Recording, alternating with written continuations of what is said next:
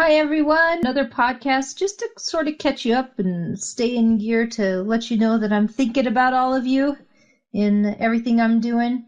The last podcast that we put up actually was something that my husband had requested for me to work on complaining, and as you can tell, I have a whole lot to say about it. And I've gotten some great feedback from there. It seems like everybody really loved it, and something that they'll keep going back to repeat a few times over to try to put in their own life. So I'm happy that I could help. It brings me much joy that there are things that I've learned that I might be able to help my brothers and sisters out there. So that's wonderful. The other things I didn't get to do, since it was actually going to be a podcast that was going to be for the supporter group. And Tim really felt like it was such an important topic that he would make it free for everyone and put it on our Narrow Path podcast for free for everyone to get an idea of the things that we do in the supporter group, what we work on, and some of the content, although it only gives some part of the idea of the stuff that we have in the supporter group content. It's a good, solid piece, though. Solid piece to be able to see what's there, although we clean up things usually a little bit more in the supporter group. So that was done to go with the article that my husband wrote entitled, I can't even remember the whole title of it, but it's talking about the year 2022. So you can look for that. It kind of goes together. My husband put some things in that podcast that was talking about complaining that is very interesting. So those kind of couple together. I thought this time I would kind of catch you up like I usually do in my podcast of kind of what's happening in our lives and what's going on. And I have to say, things are happening so fast. I could talk for an hour with you about everything going on. But I'll just give you an overview. Right now, Zachary, he's going to the center that he's used to going to, and he comes home and enjoys being with us, and he's back into the rhythm again. He's still trying to gain some weight, but he's happy and he's strong, and we're very happy for him. He's recovering well. He's still in recovery, and he's recovering very well. Our other son, Caleb, is back for spring break. Has 2 weeks off. This is his last week off, and he's studying hard. He's in his 12th year. Here in Germany, it's a 2-year program, the last 2 years, 11 and 12, which means that the tests for all the information, and yes, you need to know all the information for those 2 years, is coming up, and in order to pass. So he's studying really hard on that and working. I don't see much of him. He pops out every once in a while, grabs some food, says hi, gives a hug, and goes back at it. So we're rooting for him to get through that. It's a stressful time for him, of course. So I'd appreciate your prayers for him on that. Tim and I have been in a creative mode working with different things. We've got podcasts that we're putting together, newsletters putting together. We had company, of course, last week, which we're just so grateful for, that came in, helped us get some organization, shelving in, and some cleaning done, which I've mentioned in other podcasts, and it's just been a huge blessing. It caught me up to be able to handle keeping the house cleaner and put things away. So I'm still working on putting things away. I've got piles of stuff still, but less piles of stuff. Things are more organized. I'm really excited about how things are coming together. And that will make it so that I have more time to do other things besides try to get through piles of stuff to try to find things. I'm sure everybody knows what that's like. So it's a true spring. You know, the flowers are coming up, the tulips, and showing their beautiful colors. While it's starting to rain a little bit more, it got really warm today, the first time. 50s, 56, I believe, was the highest. It was very nice. Tim and I took a walk today, prayed together, and went and got more hangers at the thrift store. I need hangers to hang stuff now that I have places to hang it.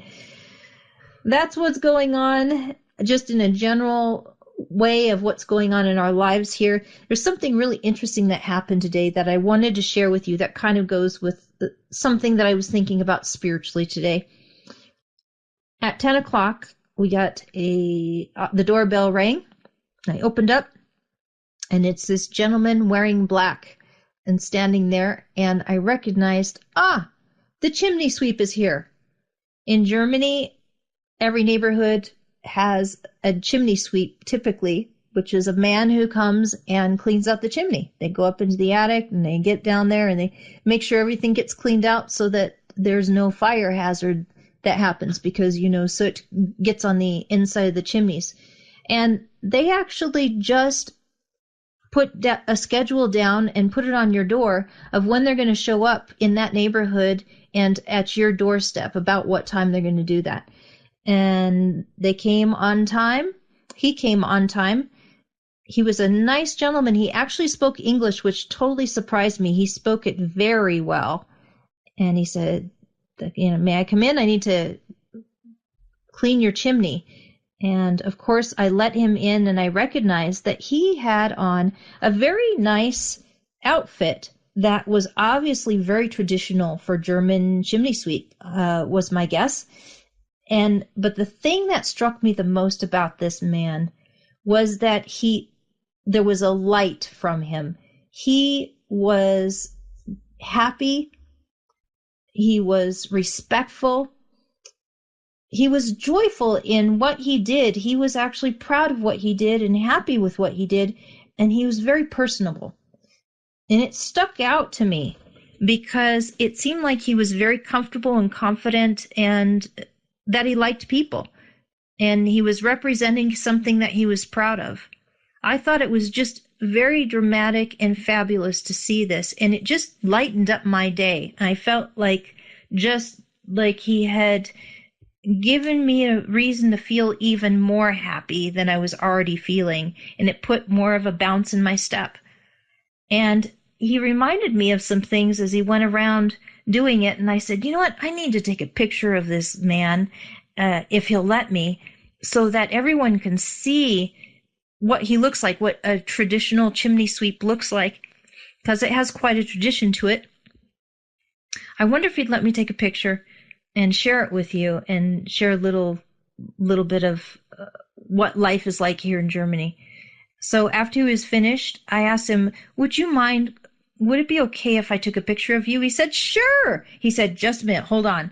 And I was really surprised. He actually went to his van, picked up some traditional items that were for chimney sweeping, and put them over his shoulder and in his hand to really look the part. He was really happy and proud of his whole appearance and his demeanor, and truly a service attitude, and he was going to give that service attitude with his heart. He genuinely just gave.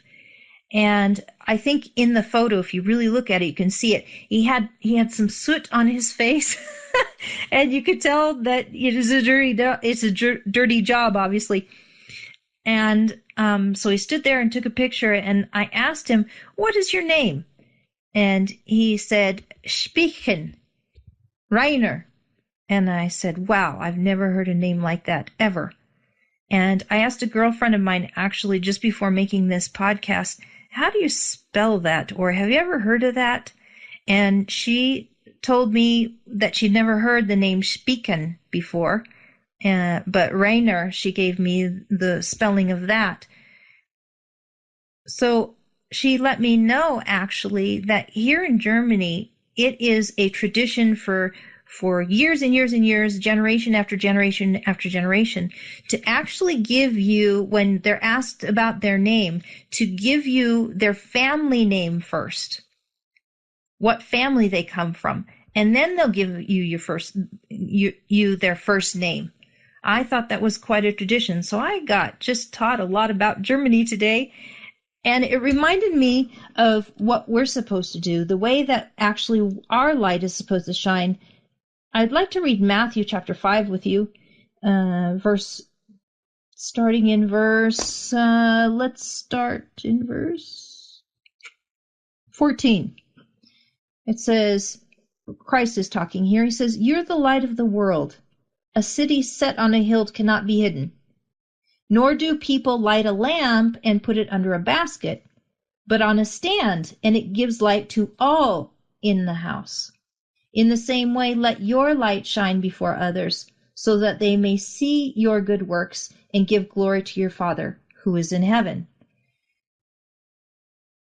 It reminded me that this man, even though he's covered in soot, he has shined his light to others.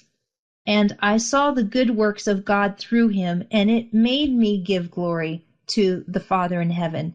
And he just gave me an example right out from where he was at. Not only that, I thought about it further, and I thought about what Christ did. I know this is the Passover time, and sometimes we hear these parts of Scripture within season, and we hear it so much that we don't get as much meat from it on how to apply it into our own lives. So I want to be slow and quiet with it, just very slow in what I'm speaking, that it might be able to absorb for us to be encouraged onto good works for another year, where Jesus scoops down and washes the disciples' feet. He says, "You don't know what I'm doing yet. Let me do it, and then I'll teach you something." And once he washes his, boy, I can talk today. Once he washes their feet, he asks, "Do you know what I've done?" And of course, there wasn't much of a response. He said, "You call me master. That's good. But the important part is you have to understand that I'm serving you. And in the same way that I am serving you and I'm your master is the way that you should serve one another." That came to mind because I realized that the dirty jobs that we do, like the chimney sweeps, the housewives in the background, the cleaners, the garbage collectors, all the people that do these jobs that are the jobs that most people don't like. Any job that you don't like, taking out the trash, whatever it is, getting your hands dirty, being willing to get dirty and serve people and get dirty like Yeshua was talking about, is actually the way that we make our garments white and prepare ourselves for the wedding day that we're coming to, the spiritual wedding day that we're coming to Christ. And it makes us more like Christ. So this man gave me a great lesson just off of he gave me more than I could pay for than just cleaning my chimney. He gave me things to consider and an example to consider it with.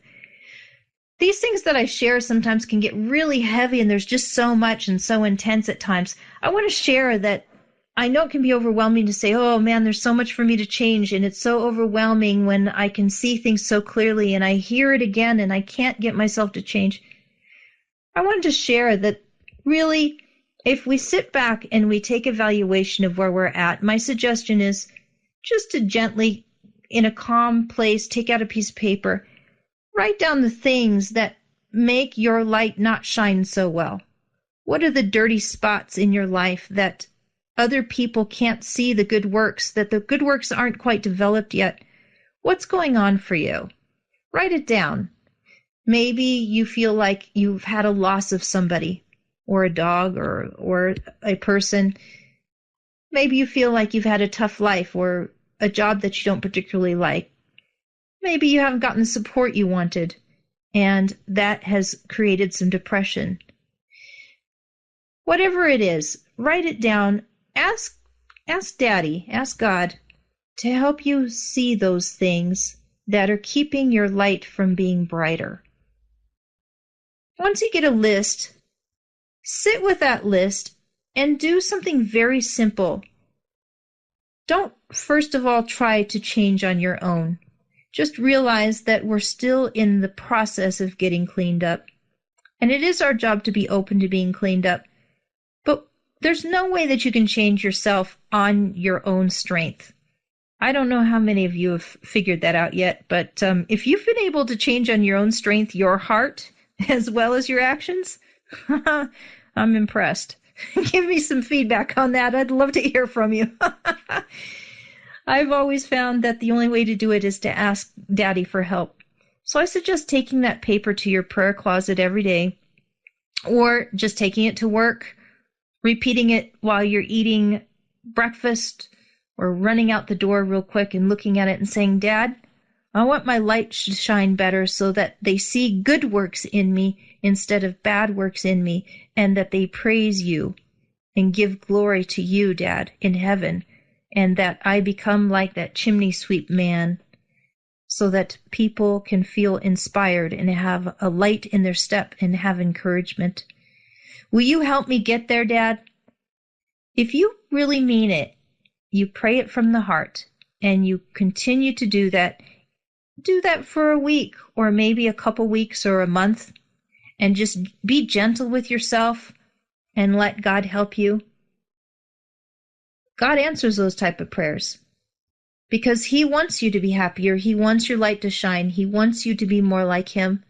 He wants you to feel better about your life and about the fruits of your life. And He wants you to be prepared for the wedding day of the Lamb. So I hope this has encouraged you and helped you not feel so intense. Whatever things that you think you need to change, don't feel like you need to change them on your own. And take the inspirations that God is giving you all around you every day to encourage you so that you give glory to your Father in heaven, so that you can pass it on and encourage others through good works. Blessings to you all, and I hope you've had a great time with your families, some good downtime, and are refreshed, and spring is in the air for you. You're readjusting to things, and hope is springing once again. God bless.